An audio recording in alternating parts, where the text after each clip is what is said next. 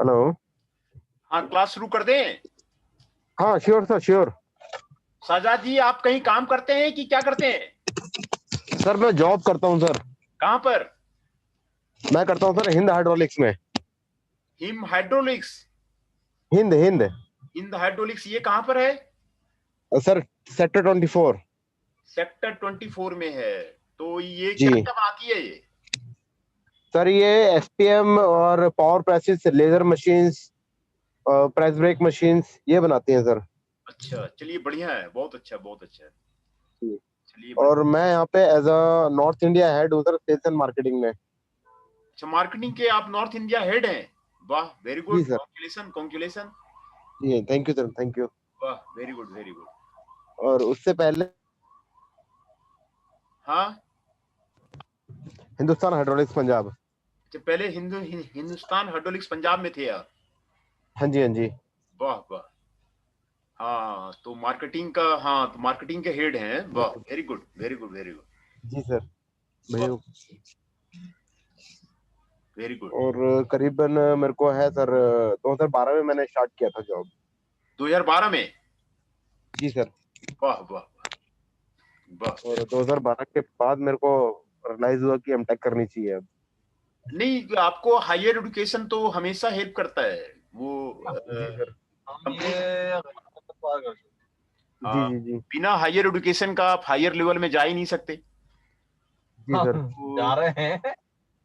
Company का GM वगैरह बनना है, डीजीएम वगैरह बनना है, तो उसके लिए आपको हायर एजुकेशन तो चाहिए ही चाहिए। सब जानकारी क्या होता है वो, हायर एजुकेशन जरूरी है। नहीं, ठीक है, बहुत अच्छा, वेरी गुड।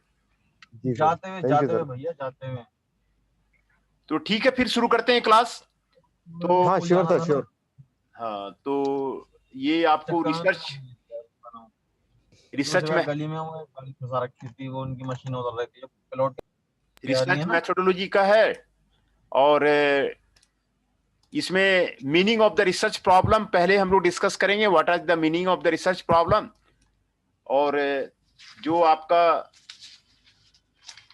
सिलेबस है वो मैं आपको बता देता हूं। सिलेबस आपका यूनिट 1 का meaning of the research problem है, sources of the research problem है, criteria characteristics of a good research problem है, errors in selecting a research problem है, scope and objective of the research problem है, approaches of investigation of solution for the research problem है, data collection है, analysis है, interpretation है, and necessary instrumentation है। ये आपका यूनिट 1 का सिलेबस है। तो यूनिट 1 का सिलेबस में मैं आपको मीनिंग ऑफ रिसर्च प्रॉब्लम क्या होता है उसके बारे में आज हम डिस्कस करेंगे। तो जी research sir. Is undertaken within most professions more than a set of the skills. Research is a way of thinking, examining critically the various aspects of your day to day professional work. ये आपको research कहलाता है।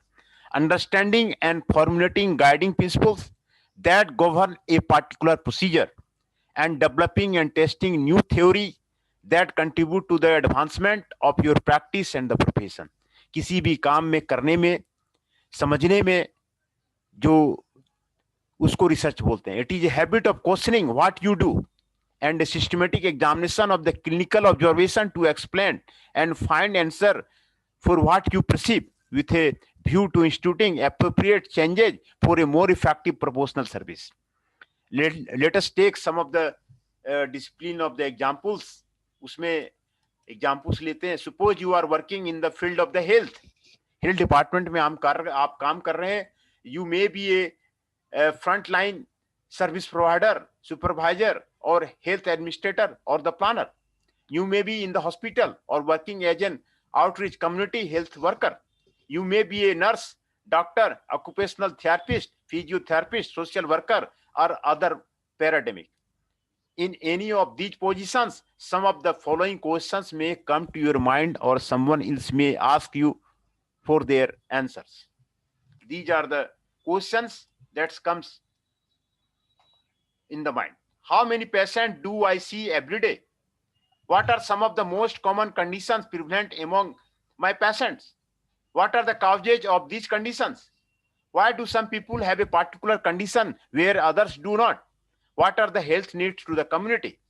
What are the benefits of this program in the community? How do I demonstrate the effectiveness of my service? Why do some people use the service while others don't? What do people think about the service? How satisfied are patients with the service? How effective is the service? How can the service be improved? ये सारे list of the questions हैं जो health department को चाहिए। तो इसी को करना रिसर्च प्रॉब्लम कहते हैं कि भाई आप रिसर्च प्रॉब्लम करो कि भाई जो हमारा हेल्थ डिपार्टमेंट है वो आप आगे बढ़े, है ना। तो जी okay. Hence, similarly, there may be the list of the questionnaire. तो रिसर्च में क्वेश्चनियर बनाते हैं, क्वेश्चनियर को पूछते हैं, क्वेश्चनियर को हैंडल करते हैं। क्वेश्चनियर का 50 क्वेश्चनियर का सेट कम एटलीस्ट बनाया जाता है और क्वेश्चनियर बना करके कंपनी के डिफरेंट जोन के पर्सन से इंटरव्यू लिया जाता है, क्वेश्चनियर को टिक कराया जाता है और फिर जो हाइपोथेसिस डेवलप किया जाता है कि यही रिसर्च है कि क्या जो है हो रहा है, यही रिसर्च है। The people will say what the respond of the people is, उसको मार्क किया जाता है कि पीपल क्या कह रहे हैं। आप वेयर हाउस में हैं, आप दूसरे डिपार्टमेंट में हैं, तो पीपल क्या कह रहे हैं वही क्वेश्चनियर का हाइपोथेसिस बना करके वो किया जाता है। यही रिसर्च प्रॉब्लम है। दूसरा ये रिसर्च प्रॉब्लम एक नए डेवलपमेंट के लिए होगी या जो हम रिसर्च, हाँ, नए डेवलपमेंट के लिए, कंपनी के इनोवेटिव आइडिया को लाने के लिए, कंपनी को सर्वाइवल के लिए, कंपनी को प्रॉफिट में लाने के लिए ये रिसर्च किया जाता है। सपोज कहीं पे किसी एरिया में नया प्रोडक्ट लॉन्च कर रहे हैं तो पहले उसका एनालिसिस होगा और पहले उसकी रिसर्च होगी कि वहां पे एक्चुअल में उसकी रिक्वायरमेंट है या नहीं। हाँ, बिल्कुल बिल्कुल। कस्टमर रिक्वायरमेंट, मार्केट एनालिसिस सबसे पहले आपको जरूरी है। कस्टमर, देखिए आपका रिसर्च प्रोडक्ट जो बनता है दो तरह से बनता है। एक तो भाई आप कोई नया टेक्नोलॉजी बना लिए और वो हो गया। दूसरा, कस्टमर की जो डिमांड है उसके डिमांड के अनुसार आपने प्रोडक्ट बनाया। तो जो कस्टमर के डिमांड के अनुसार जब प्रोडक्ट बनता है तभी वो सक्सेसफुल होता है, ये भी आप जान लीजिए। अगर आप कितना भी अच्छा नया टेक्नोलॉजी ला दीजिए लेकिन कस्टमर लाइक नहीं कर रहा है, कस्टमर उसको पसंद नहीं कर रहा है, तो वो प्रोडक्ट आपका सक्सेस नहीं करेगा, कंपनी बैठ जाएगी, फेलियर होगा वो। हाँ, वो फेलियर होगा। आप कितना अच्छा टेक्नोलॉजी लगा दीजिए, कुछ भी कर दीजिए, लेकिन कस्टमर जो है आपको कस्टमर एक्सेप्टेंस जरूर होना चाहिए। जितना ज्यादा कस्टमर एक्सेप्टेंस होगा, कस्टमर क्या कह रहा है, तो तभी जो है आपका वो सक्सेस करेगा, नहीं तो नहीं सक्सेस करेगा वो, है ना। दूसरा एग्जांपल आप ले लीजिए बिजनेस स्टडीज का। Assume you are work in the area of the marketing, आप भी मार्केटिंग में ही काम कर रहे हैं। तो देखिए यहाँ पर आपको मार्केटिंग का ही आपको एग्जांपल दिया गया है। Again you work at the different levels of the marketing, as a salesperson, as a sales manager, as a sales promotion executive. The list of the question what may come to your mind can be endless. The type of the question and the need of the find answer to them will vary with the level of the which you work in the organization. You may just want to find out the monthly fluctuation in the sales of the particular product, or you may be asked to develop an R&D strategic plan to compete for a greater share of the market for the product or produced by your company. The list of the question that may come to mind come through the endless. ये सारे आपको देखिए बिल्कुल marketing के सारे questions दिए हुए हैं और ये क्वेश्चनर यहाँ पर कुछ आपको एग्जांपल दिए हुए हैं जो एमबीए के स्टूडेंट करते हैं, प्रोजेक्ट करते हैं, बीबीए के स्टूडेंट प्रोजेक्ट करते हैं या पीएचडी में प्रोजेक्ट करते हैं। तो कम से कम आपको 50 क्वेश्चनियर किसी आइटम का बनाना होता है। 50 क्वेश्चनियर बना करके वो आपको डिफरेंट जोन से जहां जहां आपको सर्वे करना चाह रहे हैं वहां से आपको फिलअप कराया जाता है, फिर उसके बाद हाइपोथेसिस डेवलप किया जाता है। तो यही सारे क्वेश्चनियर हैं। What is the best strategy to promote the sale of a particular product? How many sales person do I need? What is the effect of the particular advertising campaign on the sales of this product? How satisfied are the consumers with this product? How much are consumers prepared to spend on this product? What do consumers like or dislike about this product? What type of the packaging do consumers prefer for this product? What training do the salesperson need to promote the sales of this product? What are the attributes of a good salesperson? है ना? ये सारे आपको marketing से related इसने कुछ example दिए हुए हैं. एग्जाम्पल मैंने आपको मैं बार बार कह रहा हूं कि एमबीए के जो करते हैं उसमें कम से कम 50 क्वेश्चनियर आपको बनाना पड़ता है. यहां पर कुछ एग्जाम्पल दिए हुए हैं. रिसर्च इसी को कहते हैं कि भाई बिजनेस का ग्रोथ करना है, प्रोडक्ट को डाइवर्सिफाई करना है, एरिया को जो है एक्सपेंड करना है, तो उसके लिए क्या क्या हमें करना होगा, है ना. तो इसी को जो है जो रिसर्च प्रॉब्लम इसी को बोलते हैं, इसी में रिसर्च करने बोलते हैं. दूसरा एग्जांपल दिया हुआ है, let us assume that you are work as a psychologist, counsellor और the social worker. While engaging in the helping process, you may ask yourself the following question. Psychologist रूप में काम करते हैं. What are my clients' most common presenting problems? What are their most common underlying problems? What is the socio-economic background of my clients? Why I am successful in certain cases and not in others? What resources are available in the community to help a client with a particular need? What intervention strategy are appropriate for this problem? How satisfied are my client with my services? ये सारे आपको psychologist के problem के लिए आपको example दिए हुए problem का. इसी को जो है हाइपोथेसिस बना करके हाइपोथेसिस टेस्टिंग कर लेते हैं, एनालिसिस कर लेते हैं, इसी को रिसर्च बोलते हैं. एज ए सुपरवाइजर ये भी हो गया ना. अगर मार्केट से, अगर मैं सेल्स मार्केटिंग के पॉइंट ऑफ व्यू से बोलता हूँ कि कस्टमर्स का रिक्वायरमेंट क्या है, क्या नीड है चेंज करने की, कस्टमर की सेटिस्फेक्शन, कस्टमर की सर्विसेज, उसके अकॉर्डिंग प्रोडक्ट को मॉडिफाई किया जाए. हाँ बिल्कुल बिल्कुल बिल्कुल, प्रोडक्ट को उसी के अकॉर्डिंग मॉडिफाई किया जाए. बिल्कुल सही कह रहे हैं कि कस्टमर प्रोडक्ट में क्या चाहता है ना, उसी के अकॉर्डिंग मॉडिफाई किया जाए, तभी कस्टमर उसको लेगा. बिल्कुल सही कह रहे हैं. बिल्कुल आपका कहना बिल्कुल सही है. तो एज ए सुपरवाइजर, एडमिनिस्ट्रेटर और manager of an agency, again different question relating to the effectiveness and efficiency of a service may come to your mind, है ना. How many people are coming to my agency? What are the socio-economic demographic characteristics of my client? How many cases in a day can a worker effectively handle? Why do some people use the service while others don't? How effective is the service? What are the most common needs of the client who came to this agency? What are the strengths and weakness of this service? How satisfied are the clients with the service? How can I improve the service for my clients? These are the questions for the administrator or the manager. तो यहाँ पर कुछ example बताए गए हैं. तो इसी का जो है सर्वे करके, हाइपोथेसिस करके आप जो प्रोजेक्ट करेंगे, एमटेक में भी प्रोजेक्ट करेंगे, तो आपको इसी क्वेश्चनियर पहले बनाने पड़ेंगे, फिर आपको कोई मेथोडोलॉजी बनाना पड़ेगा और फिर आपको करना पड़ेगा. As a professional, you might be interested in finding answer to the theoretical question, which is the most effective intervention of a particular problem. What causes X or what the effects of the Y? What is the relationship between the two phenomena? How do I measure the self-esteem of my clients? How do I ascertain the validity of my questionnaire? What is the pattern of the program adoption in the community? Which is the best way of finding out community attitudes towards an issue? Which is the best way to find out the effectiveness of a particular treatment? How can I select an unbiased sample? What is the best way to find out the level of the marriage satisfaction among my clients? ये सारे questionnaire इसी को research कहते हैं, है ना. Consumerism में consumers have the right to ask the question about the quality and effectiveness of the service. Some of the questions that a consumer may ask are the how effective is the service that I receive? Am I getting value of the money? How well trained are the service providers?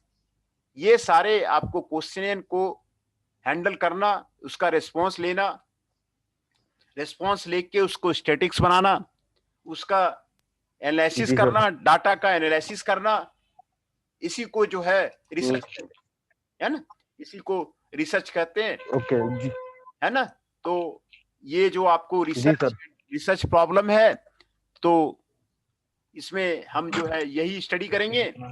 Introduction, what is the research, what is for the objective of the research, what are the different type of the research, historical, comparative, descriptive, correlation, experimental, evolution, action, ethnistic, feministic, cultural, ये सारे type का research mention किया हुआ है यहाँ पर, देखिए, है ना। जी सर। जी जी जी। 10 तरह के क्वेश्चन जो है इसमें आपको मेंशन किया हुआ है। 10 तरह का रिसर्च होता है। हिस्टोरिकल होता है, कंपैरेटिव होता है, कंपेरिजन किया जाता है, डिस्क्रिप्टिव होता है, कोरिलेशन निकाला जाता है, एक्सपेरिमेंटल होता है। इंजीनियरिंग में जनरली एक्सपेरिमेंटल बोलते हैं उसको, एक्सपेरिमेंटल करके उसका एनालिसिस किया जाता है। ये सारे टाइप ऑफ द रिसर्च हैं।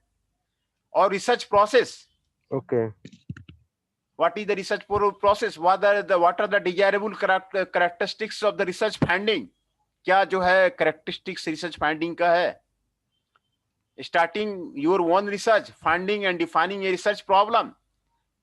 Some common mistakes aid to locating and analyzing the problem. Research problem definition, the sub-problem. Planning a research project. Next, finding your research problem area. Then ये आपको research problem के बारे में आपको बता रहा है इसमें aim यही है to explain what is the research and what is not, and the objective of the research क्या होगा, outline the different type of the research. ये जो सब्जेक्ट आपका दिया हुआ है research methodology and the IPR, देखिए ये जो आपका 2 सब्जेक्ट को इसमें मिलाया गया है। आपका जो सब्जेक्ट है ना, आपका एमटेक लेवल का सब्जेक्ट है, तो एडवांस किया गया है, 2 सब्जेक्ट को मिलाया हुआ है। एक तो इंटेलेक्चुअल प्रॉपर्टी राइट, वो एमबीए में अलग से चलता है, बीटेक में भी मैंने पिछले सेमेस्टर में भी लिया था कई बार। इंटेलेक्चुअल प्रॉपर्टी राइट मेरा पढ़ाया हुआ है। इंटेलेक्चुअल प्रॉपर्टी राइट में कई पेपर्स हमारे आते हैं, रिसर्च मेथोडोलॉजी में आते हैं।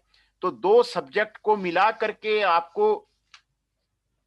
आपको ये सब्जेक्ट बनाया गया है। इसमें आपको 3 यूनिट आपको जो है रिसर्च मेथोडोलॉजी का है और 3 यूनिट आपको इंटेलेक्चुअल प्रॉपर्टी राइट का है। ओके। क्लियर समझ में? 2 सब्जेक्ट आपको मिलाया हुआ है, research methodology and intellectual property right. 3 unit आपका रिसर्च मेथोडोलॉजी का है और 3 यूनिट आपका इंटेलेक्चुअल प्रॉपर्टी राइट का है। तो ये आपको दोनों को मिला करके बनाया गया है।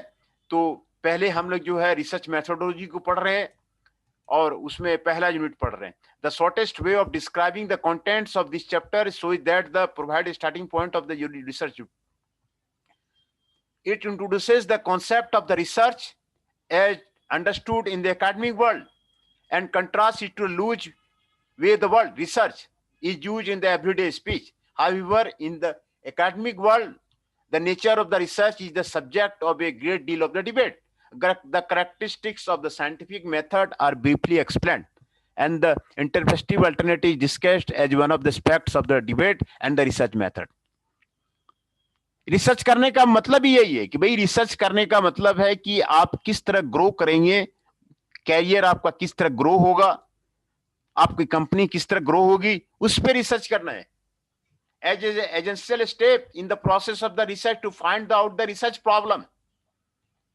ये आपको पहला सिचुएशन है कि आखिर रिसर्च का प्रॉब्लम क्या है, क्या प्रॉब्लम होगा रिसर्च का, ये फाइंड आउट करना भी डिफिकल्ट काम है।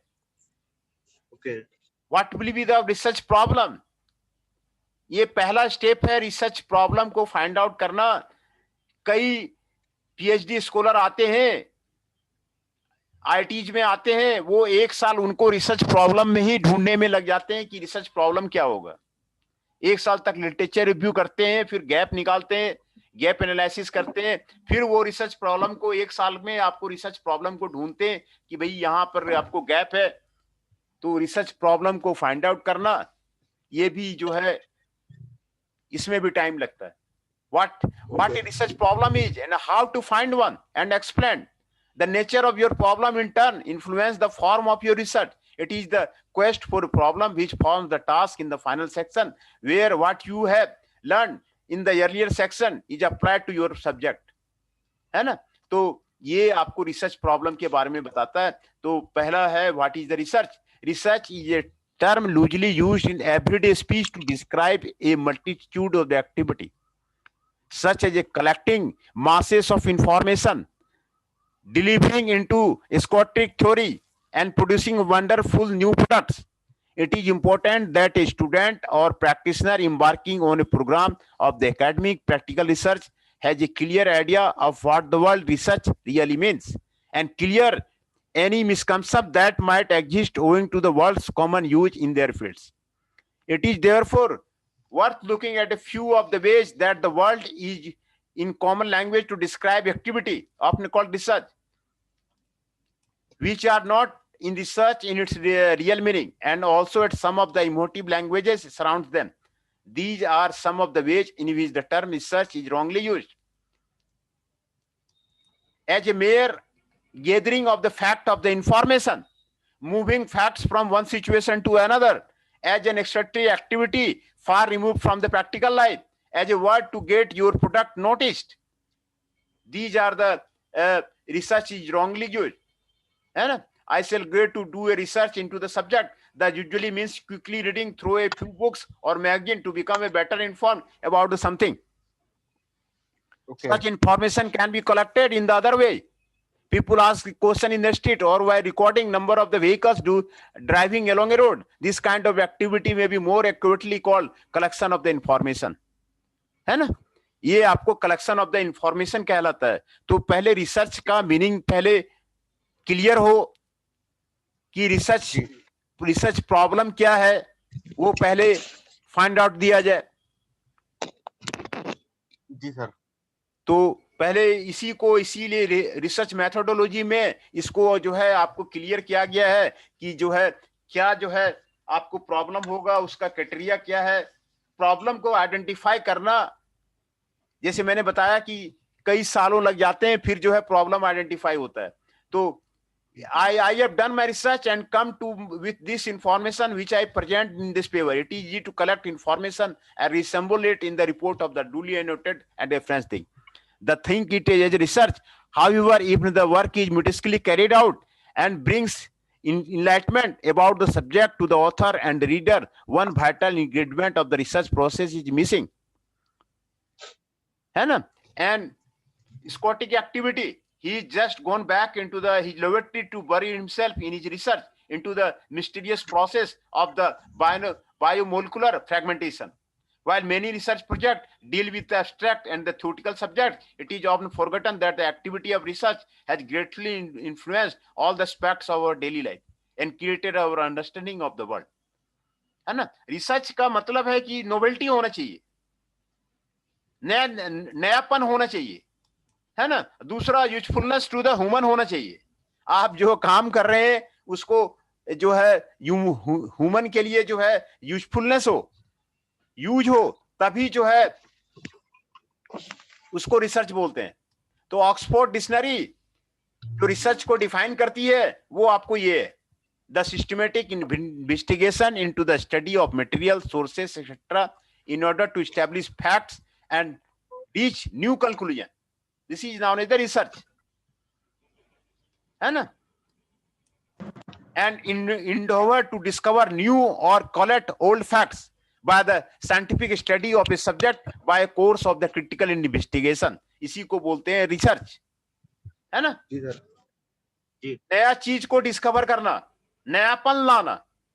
किसी चीज में आप प्रोडक्ट में कुछ नया चीज लाएंगे तभी वो मार्केट में एक्सेप्टेबल होगा. क्या चीज नया लाया जाए वो आपको डिस्कस करना पड़ेगा, खोजना पड़ेगा. जो ह्यूमन के लिए यूजफुल हो वही उसी को रिसर्च बोलते हैं. ये आपको रिसर्च का डिफिनेशन आपको यहाँ पर दिया हुआ है. Leedy defines the research is a procedure by which we attempt to find systematically and with the support of the demonstrative fact the answer to a question और the resolution of a problem. है ना? एक problem को resolve करने के लिए, किसी question का आंसर को ढूंढने के लिए रिसर्च करते हैं. है ना। जी सर। तो इसी तरह डाउनसिकी जो है रिसर्च को क्या बोलता है, research is a fact finding activity, ये फैक्ट फाइंडिंग के लिए रिसर्च करते हैं। ओके। कैर्ली सिंगर कहता है the systematic control and empirical and critical investigation of hypothetical proposition about presumed relation among the natural phenomena is the research, है ना। जी। तो ये आपको रिसर्च का डिफिनेशन आपको बता रहा है। दूसरा, रिसर्च जो आता है वो एक्सपीरियंस से आता है ना, एक्सपीरियंस से आता है। Experience results in knowledge and understanding gain either individually as a group और सोसाइटी और shared by the experts leaders through day to day living, है ना। इससे आपको आता है रिसर्च, आपको एक्सपीरियंस से आता है ना। द बॉडी और लैंग्वेज गेन, ये आपको एक्सपीरियंस आता है। Knowledge gain from experience from an essential aid to our understanding activity in the daily life, इसको आपको रिसर्च कहते हैं, वो एक्सपीरियंस से आता है। दूसरा, जी सर, आपको रीजनिंग से आता है। Reasoning is a method of coming of the conclusion by the use of the logical argument. जो क्वेश्चनियर जो बनाते हैं उसमें आर्गुमेंट करते हैं। There are 3 basic forms of argument, deductive argument, inductive argument and combination of both called inductive deductive, है ना। Deductive reasoning was the first developed by the ancient Greek and was refined by the Aristotle through his deductive syllogism. उसी से आपको ये आपको research आता है। All live mammals, ये आपको जनरल प्रोपाइस है। Inductive arguments work the other way around. It starts from the specific observation and derives general conclusion therefrom, है ना। तो ये आपको रिसर्च जो है रीजनिंग से आपको आता है। 3 characteristics of the research.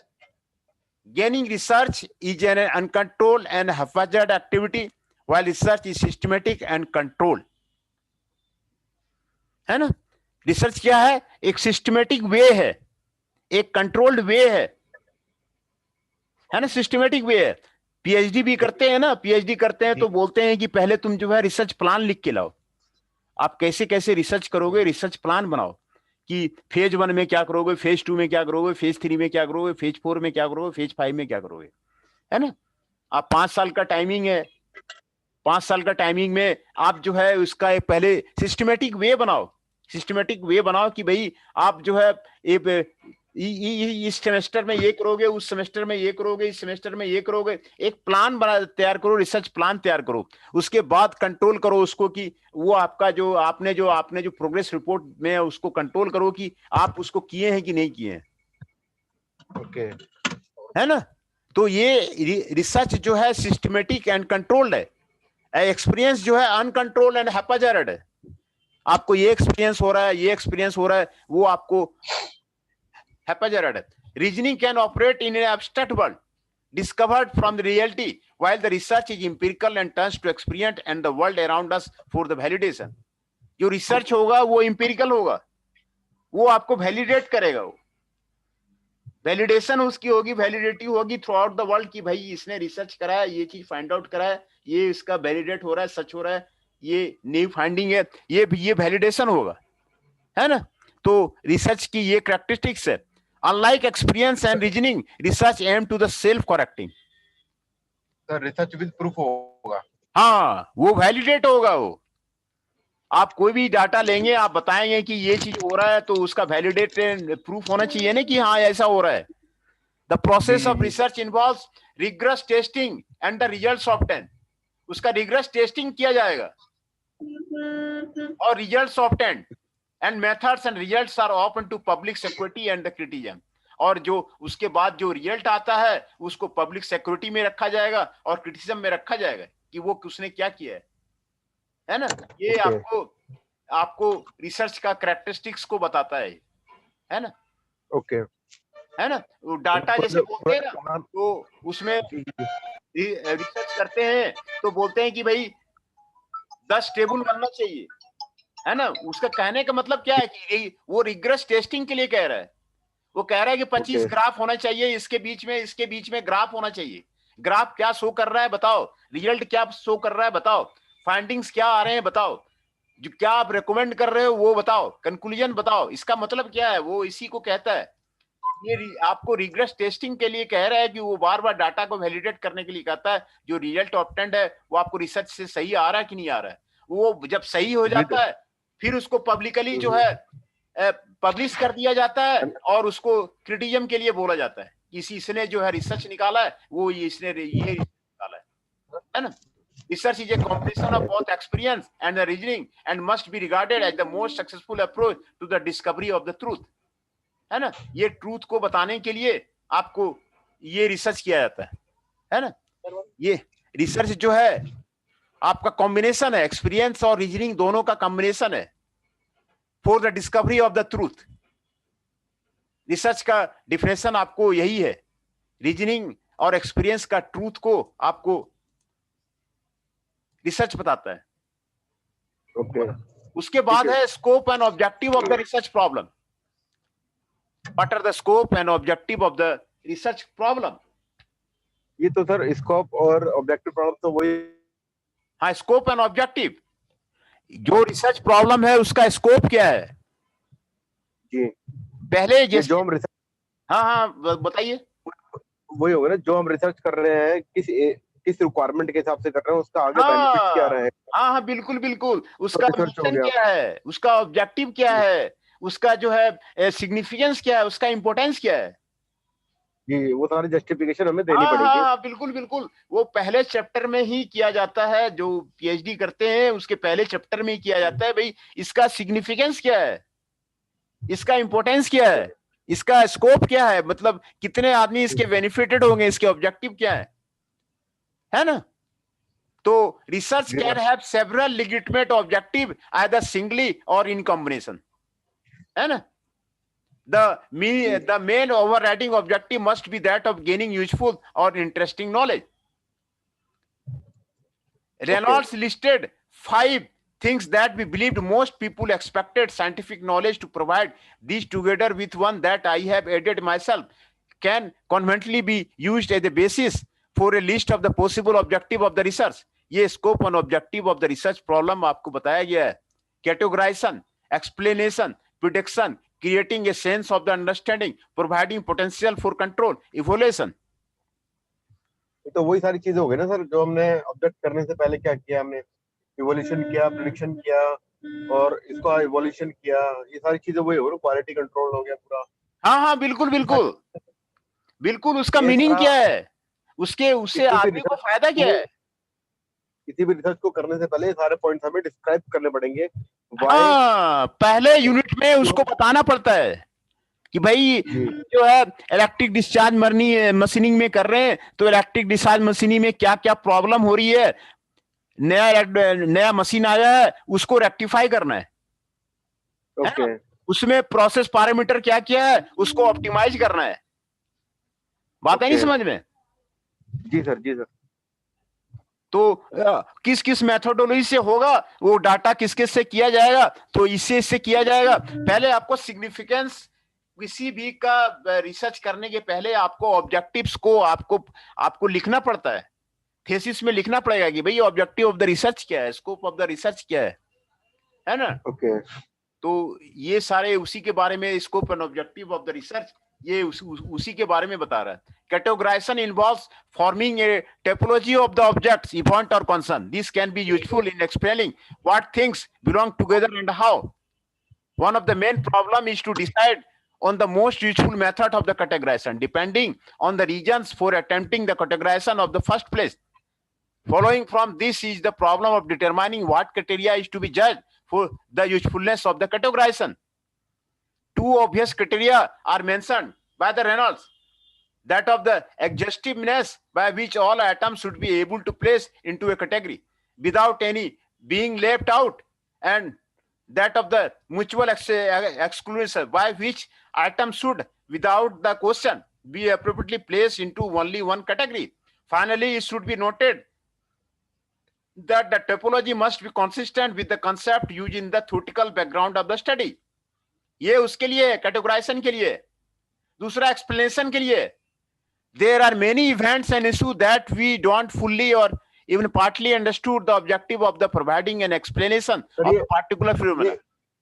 ये कैटेगराइजेशन क्या है, मतलब किस कैटेगरीज में आप काम कर रहे हो, क्यों कर रहे हैं? हाँ, क्यों कर रहे है ना? ओके, वो कैटेगरी हमें डिफाइन करनी पड़ेगी। हाँ, डिफाइन करना पड़ेगा, कैटेगराइजेशन है वो। Okay, either it is medical, it is engineering, और अगर हाँ हाँ एग्रीकल्चर या फिर किसी भी फील्ड में हो, तो हमें हाँ, कैटेगरी डिफाइन करनी पड़ेगी पहले। कैटेगरी डिफाइन करनी होती है। दूसरा, आपको कोड होता है। आप ओके ये आपको कोड होता है, उस कोड में आपको कई जर्नल में जाएंगे ना, तो वो कहता है कि किस जेसीएल क्लासिफिकेशन में आपका आता है, आप क्लासिफिकेशन लीजिए, लिखिए किस कैटेगराइजेशन में ओके आपने रिसर्च किया हुआ है। आपने ओके ऑपरेशन रिसर्च में किया है तो कौन सा कोड पे किया है, ओके तो वो कैटेगराइजेशन है, कैटेगराइजेशन ऑफ द रिसर्च है। किस कोड पे आपने किया है तो वही कैटेगराइजेशन है। ठीक है सर। हाँ, फिर एक्सप्लेनेशन है। The objective of providing an explanation of the particular phenomena has been common in the research, है ना? जी सर। देन प्रिडिक्शन है। On the basis of an explanation of a phenomena, it is often possible to make a prediction of the future event related to it. In the natural science, these predictions are often made in the form of the abstract statement. More readily understood are predictions made in the text form. है ना? If a person disagree with a friend about this attitude, तो prediction होगा कि prediction क्या कह रहा है? Sense of understanding, control and evaluation. ये सारे स्कोप एंड ऑब्जेक्टिव का जो है मतलब है। प्रिडिक्शन में आपको प्रिडिक्ट करना पड़ेगा। सेंस ऑफ अंडरस्टैंडिंग में, while explanation prediction can reveal the inner working of the phenomena, what happens and when, they don't always provide a sense of understanding of the phenomena, how और why they happen. ये आपको बताना पड़ेगा, causes बताना पड़ेगा कि क्यों ऐसा हो रहा है। A complete explanation of the phenomena will require a wider study of the process. क्यों ऐसा हो रहा है? जैसे कोरोना का अभी चल रहा है, कोरोना का रिसर्च चल रहा है, तो क्यों, व्हाई, हाउ, ये सारे क्वेश्चन आपको रिसर्च में बताने पड़ेंगे। आप कोई रिजल्ट को बता रहे हैं, ग्राफ बता रहे हैं, तो क्यों ऐसा हो रहा है, काउजेज, ये आपको जो है बताना पड़ेगा। Wider study of the process which surround the phenomena and influence it और काउज इट टू हैपन, है ना? ये आपको बताना पड़ेगा। दूसरा, control, a good level of the understanding of the phenomena might lead to the possibility of the finding way to control it. All phenomena lead themselves for include element of the control, but all of the technology dependent on the ability to control the behavior, movement or stability of the things. Even in society, there are many attempts often based on the scientific principle to control events, crime, poverty, the economy. Sir एक चीज की जो already research है, हाँ, तो नई evolution के लिए, नए इम्प्लीमेंट के लिए वो हमें रीजन देना पड़ेगा। हाँ, रीजन देना पड़ेगा। जैसे आपको पहले जो मेथड लिटरेचर रिव्यू करने के लिए बोलता है कि लिटरेचर रिव्यू पहले कीजिए, लिटरेचर रिव्यू में गैप निकालिए, गैप निकाल के पहले जो ऑथर किया हुआ है और आपने जो रिजल्ट निकाला है, दोनों को कंपेयर कीजिए। आपके मेथोडोलॉजी में और उसके मेथोडोलॉजी में क्या डिफरेंस है, आपका मेथोडोलॉजी कैसे जो है सुपीरियर है, ये आपको बताना पड़ेगा, है ना? ये रिसर्च में ये करना पड़ता है कि भाई आपके मेथोडोलॉजी में, पहले के मेथोडोलॉजी में क्या जो है कर रहा है, तो आप काउज बताइए उसका, क्यों हो रहा है, ऐसा क्यों हो रहा है, ये प्रॉब्लम इस तरह हो रहा है, तो ये ऐसा क्यों हो रहा है। आपको इवैल्यूएशन बताना पड़ेगा। Evaluation is making judgement about the quality of the objects और event. Quality can be measured in absolute sense or the comparative sense. To be useful, the method of evaluation must be relevant to the context or intention of the research. For example, the level of income is a relevant variable in the evaluation of the wealth, while degree of the evaluation goes beyond this. ये आपको बताना पड़ेगा। ये जो है यही research scope और research objective है ना? Scope and objective. ये हो सकता है हम न्यू रिसर्च पे करेंगे तो हमें उसका पूरा कंक्लूजन देना पड़ेगा और क्यों कर रहे हैं वो देना पड़ेगा। हाँ, कोई पुराने रिसर्च पे हम रिसर्च कर रहे हैं तो हमारा जो रिसर्च है वो सुपीरियर क्यों है, ये भी हमें बताना पड़ेगा। ये आपको बताना पड़ेगा। मतलब नहीं हो या फिर जो ऑलरेडी जिस पर रिसर्च कर चुके हैं उसको इम्प्लीमेंट करना है, तो दोनों पे हमें उसका क्वेश्चनिंग और उसका सुपीरियर क्यों है वो बताना पड़ेगा हमें। वो आपको बताना पड़ेगा। ओके ओके, ठीक है सर। पहले आपको लिटरेचर रिव्यू करके गैप निकालने के लिए बोलता है कि भाई कौन सा चीज पे काम नहीं किया गया है, वो गैप पहले आइडेंटिफाई कीजिए, है ना। ठीक है। गैप एनालिसिस कीजिए, आप गैप आइडेंटिफाई कीजिए कि भाई कहाँ पे काम नहीं हुआ है। दूसरा, कौन सा मेथोडोलॉजी जो है अडॉप्ट नहीं हुआ है वर्ल्ड में। रिसर्च का मतलब वो तो आपका पब्लिकेशन होगा इंटरनेशनल जर्नल में, तभी पब्लिकेशन होगा कि भाई तो वर्ल्ड लेवल में कौन सा काम नहीं हुआ है। वर्ल्ड लेवल की बात होती है, वर्ल्ड लेवल की बात होती है, तो वर्ल्ड लेवल की जब बात होती है तो उसमें यही होता है कि कौन सा काम नहीं हुआ है, और उसी काम को आपको बताना पड़ता है, तभी वो एक्सेप्टेंस होता है, तभी जो है उसको जो है वो आपके एडिटर्स उसको चेक करेगा, फिर उसके बाद वो उसको करेगा, तभी ये यही scope and objective of the research का मतलब आपको यही है ना। ठीक है जी सर। हाँ।